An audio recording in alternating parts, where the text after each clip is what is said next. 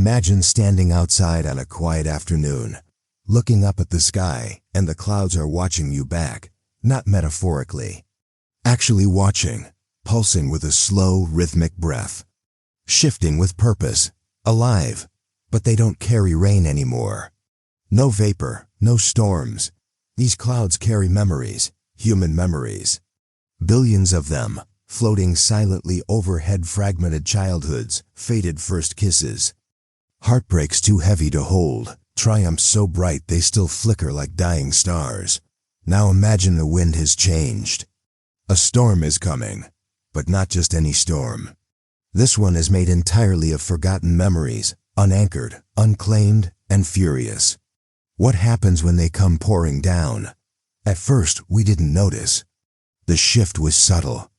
A strange glow in the cumulus. A whisper in the cirrus.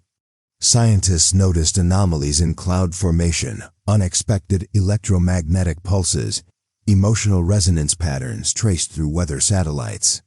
Some said it was a byproduct of collective human consciousness, a side effect of our data-obsessed world.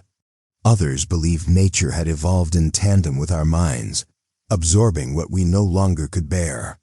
And just like that, clouds stopped raining water and started raining remembrance. It wasn't liquid that fell, it was sensation. The scent of a mother's perfume long gone, a melody from a childhood music box.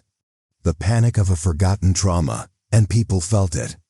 They'd look up, feel a droplet of memory touch their skin, and suddenly collapse into the past like they'd tripped over time itself. The world adapted tentatively. Governments developed memory umbrellas infused with neural dampeners. Cities installed cloud frequency monitors. Children were taught never to stare too long at the sky. New professions emerged, memory harvesters, who tracked and cataloged high-emotion clouds before they drifted into sensitive areas. Philosophers debated whether these clouds were sentient archives or mere reflections of our mental cast-offs. Religious leaders called them divine recyclers. Conspiracy theorists claimed memory storms were orchestrated by shadow governments to rewrite the past.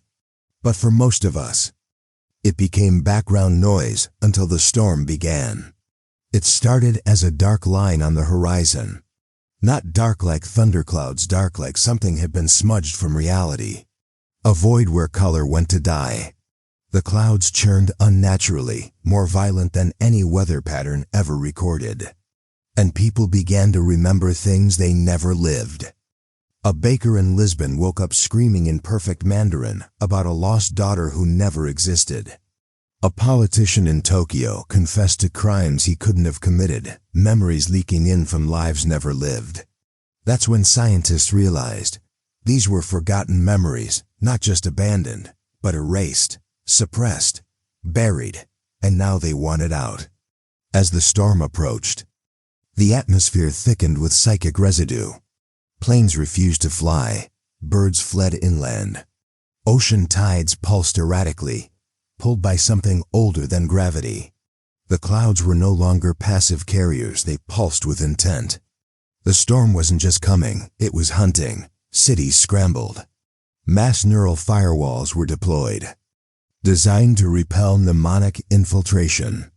But the storm was too vast, too old. It wasn't just human memory it carried. It had been collecting for centuries, even millennia. The forgotten lives of extinct species, echoes of languages no longer spoken, the pain of civilizations ground into dust.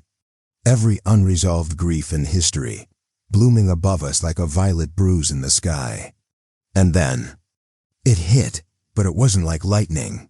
It was like time folding inward, a sensory avalanche. People collapsed, crying, laughing, convulsing, each person living through someone else's ghost. Entire families huddled together as memories rained down in bursts, some beautiful, some devastating. In one town, strangers remembered each other's lives so vividly they adopted new identities. In another, the weight of collective sorrow caused a blackout of consciousness so complete the entire population slept for 3 days. Governments lost control. Maps became irrelevant. The storm didn't follow pressure systems or jet streams, it followed secrets. Places with the deepest historical wounds suffered the most.